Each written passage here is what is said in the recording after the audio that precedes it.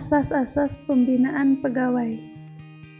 A. Asas perlindungan hukum merupakan jaminan perlindungan hukum kepada pegawai dalam melaksanakan tugasnya.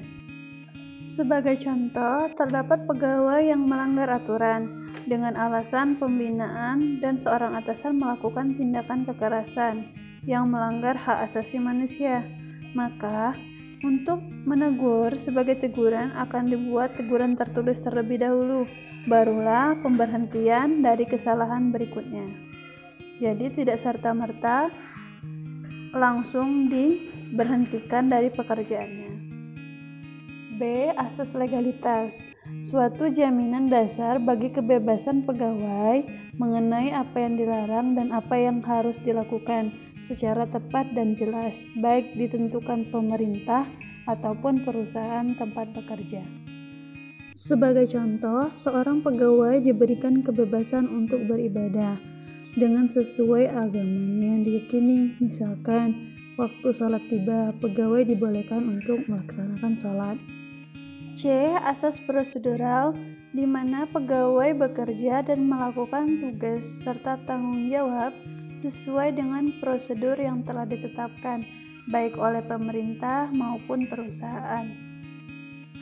D. Asas penyelenggaraan kepentingan umum, di mana mengharuskan pegawai berperan aktif dan positif dalam melakukan kegiatan yang menyangkut kepentingan umum, kepentingan sosial, bangsa, dan negara. E. Asas profesionalitas merupakan cara bekerja yang mengutamakan keahlian yang berdasarkan kode etik dan aturan yang berlaku. F. Asas akuntabilitas berarti bahwa pegawai harus bertanggung jawab atas pekerjaan yang dikerjakan, mulai dari perencanaan, pelaksanaan, sampai pelaporan.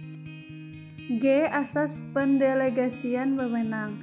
Dalam satu organisasi atau perusahaan harus ada pembagian kerja, hubungan kerja yang jelas, dan kerjasama atau koordinasi antar pegawai. Jadi, dalam perusahaan tidak bisa bergerak sendiri atau bekerja sendiri, harus ada hubungan antara karyawan satu dengan karyawan yang lain. Ada 7 kegiatan administrasi kepegawaian. Yang pertama, penggajian. Kedua, analisis jabatan. 3, rekrutmen. 4, penempatan. 5, training. 6, disiplin dan moral. Dan yang terakhir adalah catatan kepegawaian.